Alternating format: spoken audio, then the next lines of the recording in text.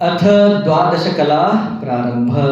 ज्ञानी के कर्म निवृत्ती का प्रकार वर्णन। काय हो, ज्ञानीला कर्म काय होतं, त्याला कर्म आहे का? काय हो, सिद्धार्थ स्वामींच्या अध्यात भरपूर आले. सिद्धार्थ स्वामीजी कोणाला विचारले ना, कोणी विचारले त्यांना, का हो तुम्ही काही करत नाही, काही हेच नाही, ते सांगतात पाहिजे. काय कर्म सो क्या है? उत्तर, शरीर वाणी और मन की जो क्रिया सो कर्म है. शरीराने, वाणीने आणि मनाने जे काही क्रिया घडते याला काय म्हणतात? कर्म. त्रिकरण म्हणतात त्याला, त्रिकरण. मन, शरीर, मन, वाणी याला त्रिकरण. करण म्हणजे साधन. कर्म करण्यासाठी हे 3 साधन आहे. भगवद्गीतेमध्ये एक श्लोक आलेला आहे, नाही कश्चित क्षणमपि जातु तिष्ठत्य कर्म करत. मोठा श्लोक. काय म्हणतो ते? मनुष्य एक क्षण सुद्धा कर्म न करता राहू शकत नाही. तुम्ही म्हणाल मी गप्प बसतो स्वामीजी, गप्प बसणं सुद्धा एक कर्म आहे, हो की नाही? तर इथे काय सांगतात पहा, कर्मणा गहनो गती. अजून एक श्लोक आहे कशामध्ये? भगवद्गीतेमध्ये. म्हणजे काय? कर्माचा सिद्धांत इतका गहन आहे, सांगूच शकत नाही. त्या कोण भीष्माचार्यांना वाणीशयेवर झोपावं लागलं. का माहिती आहे का? मागच्या कुठल्या तरी एका जन्मामध्ये, खूप 100-150 जन्मामध्ये रस्त्यावर जात असताना एक सरडा पडला होता म्हणे. मग लहान मुलांचं हे असतं की नाही, खोड्या करायचं. मग तो ते थोडं काहीतरी अधमरा झाला होता, त्याला उचलून काट्यात फेकला म्हणे. बघू दिसतो काट्यात, कसं दिसतं म्हणून. ते काट्यात जाऊन अडकलं. ते त्यासाठीच यांना अडकावं लागलं. सिद्धार्थ स्वामीजींच्या अध्यायात आले ना. कोण? गुरुनाथारूढ स्वामीजी लहान बाळ होऊन त्यांच्या अंगावर खेळत होते म्हणे. खेळत असताना लोक म्हणाले म्हणे, हे बाळ, म्हणजे गुरुनाथारूढांची आई लहानपणीच वारली. मग ते यांच्या अंगावरच खेळत होतं. मग खेळत असताना लोक म्हणाले, अहो अप्पा, हे मुलाला बायकांकडे देऊ, म्हणजे हा शांत राहतो, इथे तुम्हाला खूप त्रास देतो. म्हणजे काय म्हणाले, अरे हे कर्म आहे रे बाबा माझं, पाठीमागच्या जन्म याच्या अंगावर आम्ही खेळलो बसून, मग आता आमच्यावर अंगावर खेळत आहे. तिथे स्वामीजींनी संदेश दिलाय. काय दिलाय? म्हणून कोणीही कोणाला छळू नये, त्याचं परतफेड करावं लागेल. म्हणजे सिद्धार्थ स्वामीजी स्वतः ज्ञानी असून सांगितले ते आपल्यासाठी. पण हे केव्हा होतं सर, जेव्हा आपल्याला पण लहानपणी अगदी कळत न कळत अशा गोष्टी घडतात. कुठल्या एकदम लहानपणी एकमेकांना नाही, जिथं मनाने करतो ना, तो मन इन्व्हॉल्व आहे तर कर्म आहे. मनाने करतो की नाही? मनाने तिथं मजा केलेला आहे तो. लहान बाळ करत नाही, थोडं जे बुद्धी आलेली असते की नाही तो करतो, मनाने करतो तो. हो, क्षमा नाही आहे. ते कर्म सिद्धांत सांगितलं होतं की होत मी कुठे, ते ह्याच्यात सांगितलं होतं कर्मलेमोटमध्ये कर्म सिद्धांत. त्याचं पण तुमचं जे प्रश्न आहे त्याचं कॅटेगरी आहे. 6 वर्षापर्यंत काहीही दोष नाही त्याला. 6 ते 12 वर्षापर्यंत जर केला तर त्याला शिक्षा नाही आहे, त्याच्या आईवडिलांना किंवा गुरुला शिक्षा आहे. 12 नंतर 18 पर्यंत अर्धी शिक्षा आहे. 18 नंतर काही केलं तर पूर्ण शिक्षा आहे त्याला. असं ते कर्म सिद्धांतात दिले व्यवस्था आहे. जाऊ द्या, आता आपण इथं येऊ. कुठे? कर्म सो क्या है झालं. शरीर, वाणी और मन की जो क्रिया सो कर्म है. कर्म कितने प्रकार का है? कर्म कितने प्रकार का है? संचित, प्रारब्ध और क्रियमाण आगामी भेदते कर्म 3 प्रकार का है. काय हो? संचित, प्रारब्ध, क्रियमाण म्हणा किंवा आगामी म्हणा, दोन्ही एकच. तर हे एकूण 3 कर्म फळाच्या दृष्टीने असे कर्माची विभागणी आहे. संचित कर्म सो क्या है. अनेक अतीत जन्म विषय जो संचय किया जो कर्म सो संचित कर्म आहे. आपण कधीपासून जन्मलो काय माहित. सृष्टी किती वेळा तयार झाली, किती वेळा चतुर्युग आले, किती वेळा आपण होत, त्या कोणत्या कोणत्या जन्मामध्ये काय काय केलो काय माहित. जसं तुम्ही शेतामध्ये बी पेरता की नाही, धान्य पेरला, गहू 1 एकरमध्ये धान्य पेरला, किती पेरला, किती किलो पेरता हो? 1-1.5 किलो. किती येतो ते? पोतं येतं की नाही, हो की नाही. तसं आम्ही पाठीमागे जे काही कर्म केलं आहे त्याचं एक गोडवान आहे. जसं 100 किलो धान्य, आता आपल्याला महिन्याला जेवायला पाहिजे, मग किती किलो घेतो त्याच्यातनं गोडवानमधनं? किती पाहिजे हो घरात मध्ये? 4-5 किलो, हो की नाही. आता 4-5 किलो तुम्ही आणला, ते काय करता तुम्ही? तसं ठेवता का दळता? गहू दळला, पीठ झालं ते, हो की नाही. समजा ते 5 किलोमधलं तुम्ही परत एक किलो बाजूला ठेवला होता, ते परत पुन्हा पेरला,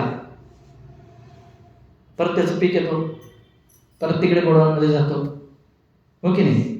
आता हे उदाहरण लक्षात ठेवा. त्या उदाहरणावरून हे तिन्ही कर्म समजतात. जसं त्या गोडवांमध्ये जे बोरी आहेत, पोते काय म्हणता तुम्ही, बोरीच म्हणता हो ना. 100 बोरी जे आहेत ते म्हणजे संचित कर्म. त्याच्यातून जे निवडून आणलेलं आहे ना आपण 5 किलो, त्याच्यातून 4 किलो जे आहे ते दळण म्हणजे प्रारब्ध. दळल्यानंतर भुजावंच लागतं, ते पुन्हा पेरता येत नाही. म्हणजे प्रारब्धासाठी जे घेऊन ना 4 किलो, जे आपलं वर्ष आहे 80-100 जे काही आपलं आयुष्य आहे, त्या आयुष्यामध्ये भोगण्यासाठी जे काय कर्म घेऊन आणलो ते भोगावंच लागतं. ज्ञान हो न हो, ज्ञान झाल्यानंतर सुद्धा भोगावं लागतं का, कळलं. आणि ते जे 1 किलो आहे ते पुन्हा तुम्ही पेरलं की परत 7-8 कोटी. म्हणजे काय ते क्रियमाण कर्म. या जन्मामध्ये जे कर्म करत आहे ना ते परत चांगलं करा वाईट करा, ते सगळं 1 किलो नाही, 1 किलो पेरता म्हणजे कर्म करता. मग त्याचे परत बोरी येतात 4-5, ते सगळं परत कुठे जातो? गोडवांमध्ये जातो. गोडवान म्हणजे संचित, कळलं. आता ज्ञान झाल्यानंतर जो कर्म करतो ते कर्म म्हणजे कसं? समजा हरभरा आपण पेरलो असतो, हरभरा भाजला, आपण पेरू शकतो का? पेरलं तर उगेल का? तसं ज्ञानीचं कर्म ज्ञानानंतर म्हणजे हरभरा, भाजलेल्या हरभऱ्यासारखं, त्याला परत पुन्हा पीक येत नाही, गोडवामध्ये जात नाही. ज्ञानीने तसं कर्म करायला नाही पाहिजे. निर्बीज होतात ते, इथे येतो असं जाऊ द्या. हे कळालं, उदाहरण कळालं का? अगोदर उदाहरण कळलं, मग थोडं कळालं ना. आता पहा, संचित कर्म सो क्या है? अनेक अतीत जन्मविषय संचय किया जो कर्म सो संचित कर्म है. पुढे पहा 218 प्रश्न. प्रारब्ध कर्म सो क्या है? अनेक संचित कर्मन के मध्य से परिपक्व भया और ईश्वर की इच्छा से इन वर्तमान देह का आरंभक जो कोई एक संचित कर्म सो प्रारब्ध कर्म है. म्हणजे संचित कर्मामधलं काही अंश आपण, याच्यात तुम्हाला अजून एक मी ऐकलेलं सांगतोय.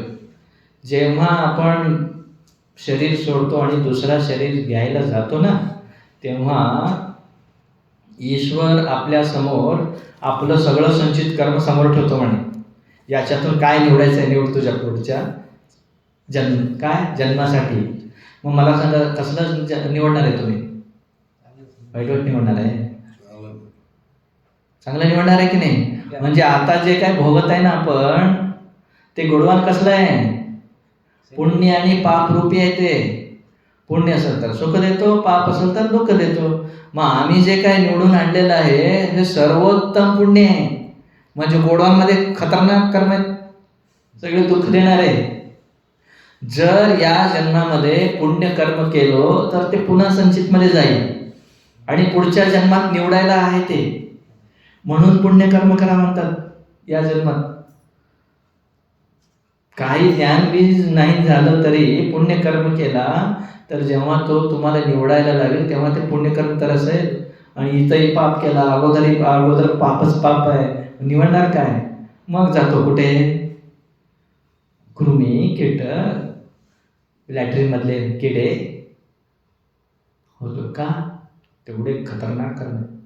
म्हणून अध्यात्मात आल्यानंतर का अध्यात्म प्रिय आहे? संत लोक दीक्षा घ्या, हे घ्या, ते का म्हणतात? ते चांगलं कर्म करा, कोणाला दुःख देऊ नका, सत्कर्म करा, परोपकार करा. कळलं? तर हे आहे. अनेक संचित कर्मन के मध्य से परिपक्व भया और ईश्वर की इच्छा से इन वर्तमान देह का आरंभक जो कोई एक संचित कर्म सो प्रारब्ध कर्म. पुढे पहा प्रश्न. क्रियमाण कर्म सो क्या है? ज्ञान ते पूर्व वा पीछे इस वर्तमान देह विषय मरण पर्यंत करिये जो कर्म सो क्रियमाण कर्म है. म्हणजे काय? या शरीरामध्ये जे काही असताना म्हणजे ज्ञान हो न हो, ज्ञान करण्यापूर्वी किंवा ज्ञानानंतर जे काही कर्म करतो त्याला काय म्हणतात? क्रियमाण कर्म. म्हणून आता कर्म केल्या केल्या तुरंत तो जातो कुठे? गोडवांमध्ये. पुण्य केला, पाप केला, काही कर्मांचे फळ लगेच मिळतात. हा, ते एक एक्सेप्शन आहे. त्याच्यामध्ये काय म्हणतात? एक श्लोक आहे, अति उत्कटैहि पुण्य पापैहि इह एव फलम् अश्नुते. म्हणजे काय? अति उत्कटतेने तुम्ही पुण्य तरी करा किंवा पाप तरी करा, त्याचा रिझल्ट इथंच मिळतो. अति उत्कटतेने केला तर उत्कट, अति तीव्रता. तर म्हणजे हे का सांगत आहे? आता प्रश्न पडतो ज्ञानीचा कसा आणि अज्ञानीचा कसा. आता काय चालू आहे? ज्ञानीचं चालू आहे.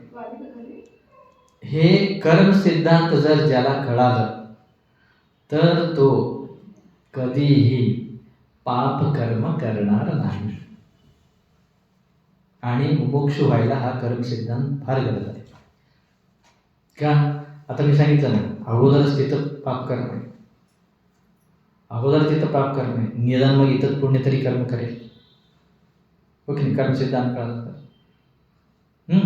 अजून एक खतरनाक आहे पुढे. काय म्हणतात?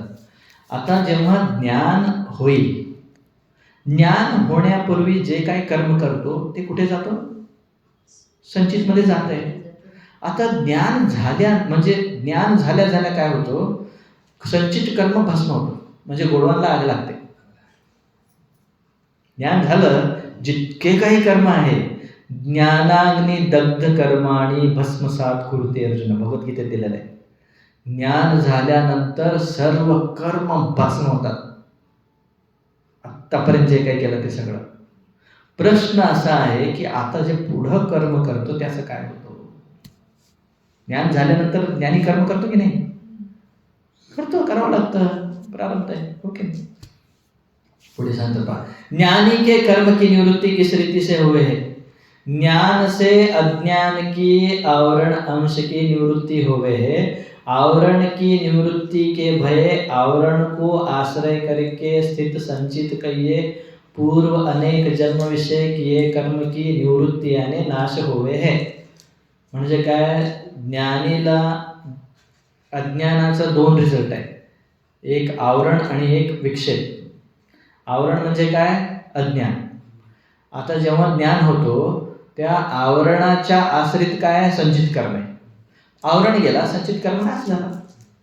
परंतु पुढे पहा, ज्ञान के आगे पीछे इस जन्म विषय किए क्रियमाण कर्म का मैं अकर्ता अभोक्ता असंग ब्रह्म हूं, इस निश्चय के बल से अपने आश्रय भ्रमज तादात्म के नाश करके. म्हणजे इथं काय सांगा, हे खूप डेंजर आहे. पाहू, लक्ष द्या. ज्ञानी सोबत वागायचं तर कसं वागायला पाहिजे, खूप डेंजर आहे. काय म्हणतात ते? ज्ञानी जो आहे, मी अकर्ता, मी अभोक्ता, मी असंग ब्रह्म म्हटल्यामुळे त्याला या जन्मामध्ये केलेल्या कर्माचा त्याला काहीही देणं घेणं नाही. मग ह्या कर्म कोण घेणार? कुठं जाणार कर्म? हा कर्म तर करतोय, जोपर्यंत शरीर आहे तोपर्यंत कर्म करणार आहे. आता पाठीमागं जे कर्म केलंय ते पण कर्म आहे या शरीरामध्ये. काय होणार त्याचा? इथे सांगतात पहा, राग द्वेष के अभावते जल विषय स्थित कमलपत्र की न्यायी ज्ञानी कुस्पर्श होवे नाही. जसं कमळाचं पत्र पाण्यात असलं की पाणी त्याला पत्राला ओलं करू शकत नाही, तसं ज्ञानीला हे कर्म स्पर्श करू शकत नाही. किंतु ज्ञानी के क्रियमाण जो इस जन्म विषय किए शुभ और अशुभ कर्म का क्रम से सुहृद कहिए सकामी भक्त और द्वेषी कहिए निंदक जन ग्रहण करे हैं. म्हणजे त्यांनी जे पुण्यकर्म करतो, म्हणजे काय, आता ज्ञान झाल्यानंतर तो पूजापाठ करतो की नाही, पूजापाठ करतो, कथा करतो, म्हणजे शिष्यांना ज्ञान देतो, त्याच्याने पुण्य अर्जित होते. ते पुण्य कोण घेतं? चांगले शिष्य जे गुरुवर म्हणजे त्या ज्ञानीवर प्रेम करतात, स्तुती करतात, त्यांची सेवा करतात, ते घेतात. आणि जर चुकून त्यांनी काहीतरी केलं असेल, कोण घेतं? निंदा. म्हणून निंदा, सामान्य जणांचा निंदा केला चालतो, पण या ज्ञानीचा निंदा करायला वैतरणी नदी म्हणून आले की हो सिद्धार्थ स्वामीच्या चरित्रात आले की नाही, जे ज्ञानी लोकांना छळतात त्यांच्यासाठी काय, कुठली नदी आहे? वैतरणी नदी. वैतरणी नदी म्हणजे ते बघा, ऐका, रक्त, हाडं, मांस, लॅट्रिन मधून जावं लागतं, राहावं लागतं. नदी आहे, नदी. असं हे नाही आहे डबकं की असं गेलं आणि असं आलं, नाही. पार करायचं नदी पार करायचं म्हणजे पोहता यायला पाहिजे, पोहायला पाणी असायला पाहिजे. ते काय घाण आहे, पोहता येत नाही, जावं लागतं बुडत बुडत, जसं ते दलदल असतो की नाही. गायीची सेवा केली तर त्या गायीची शेपूट धरून जाऊ शकतात. हा, ते उपाय सांगितलेला आहे त्यांनी. उपाय सांगितलेला आहे की जर इथे कुठेतरी आहे म्हणून, इथं कुठेतरी पश्चिम बंगालचं काहीतरी नाव आहे, यांना माहिती आहे का, मीनासावळ जाणार ते काहीतरी नदी आहे म्हणे इथे. ती नदी पार केली तर त्या, जर पाप केला असेल तर त्या नदीत जाऊ शकत, म्हणजे मुक्त होतं, असं काहीतरी आहे बाबा, ते मला माहित नाही. म्हणतात आता काहीतरी पुण्यकर्म, म्हणजे त्या निमित्ताने तरी पुण्य करा, असं त्याचं अर्थ आहे. जो ज्ञानी की विक्षेप शक्ति के आश्रित ज्ञानी के प्रारब्ध कहिए पूर्व के किसी एक जन्म विषय किए इस जन्म के आरंभ कर्म की भोग से निवृत्ती हुए है. म्हणजे काय, प्रारब्ध भोग तो नश्येत. प्रारब्ध नेहमी भोगानेच नाश होतो. प्रारब्ध कर्म अन्य कशानेही नाश होत नाही, भोग करावंच लागतं. त्यामुळे ज्ञान झाल्यानंतर काही लोक काही होतात ना, म्हणजे काय ॲक्सिडेंटनी मरतात किंवा रोगी होऊन मरतात, त्याला देणं घेणं नाही आहे, ते कर्मीला आहे. मरताना देवाचं नाव घेऊन मरायला पाहिजे. कोणाला? अज्ञानीला येते, ज्ञानीला नाही. ज्ञानी घरात मरो, बाहेर मरो, रस्त्यावर मरो, ॲक्सिडेंटनी मरो, रोगीने मरो, कसं मरो, त्याला देणं घेणं नाही. पण अज्ञानीचं तसं नव्हे. अज्ञानीचं मरण जर नको त्यावेळी झालं, घरांना पण फजिती करते, घरच्यांना घर सोडायला होतं का? तसं ज्ञानीचं नाही. ज्ञानीचं शरीर सोडला, ज्ञानीच्या अंतिम यात्रेत गेला तर प्रत्येक पाऊल 1000 अश्वमेध यज्ञ केल्याचा फळ मिळतो. ज्ञानीचं एवढं महत्व आहे. ज्ञानीच्या अंतिम संस्कारमध्ये जायला पाहिजे. ज्ञानीच्या समाधीमध्ये एवढी शक्ती आहे, ज्ञानीच्या समाधीमध्ये, त्या समाधीवर जाऊन तुम्ही जे मागाल ते इच्छा प्राप्त होते. खूप विचित्र आहे. ज्ञानी म्हणजे देवाच्या वरचा. देव पण काहीतरी केलं तर देतो, ज्ञानी असं नव्हे, जाऊन मागायला देतो, कारण त्याला काहीच गरज नाही ना. देवाला नाही, देवाला पूजेची गरज आहे. तो पूजा केला, सूर्यनमस्कार घातला तर सूर्यदेव करतो, हो की नाही. देवीची पूजा केला, देवी देते, जे आहे ते. ठीक आहे. तर शेवटी काय सांगितलं ते, ज्ञानी सर्व कर्म से मुक्त है, यही से कर्म रचित जन्मालिक संसार से भी मुक्त है। इस रीति से ज्ञानी के कर्म की निवृत्ति हो गए है। इति श्री विचार चंद्रोदय ज्ञानी कर्म निवृत्ती प्रकार वर्णन नामिका द्वादश कला समाप्ता। म्हणजे इथे प्रश्न पडतो, आता खूप सारे लोक जाऊ दे अजून एक 5 मिनिट, काय अवघड नाही.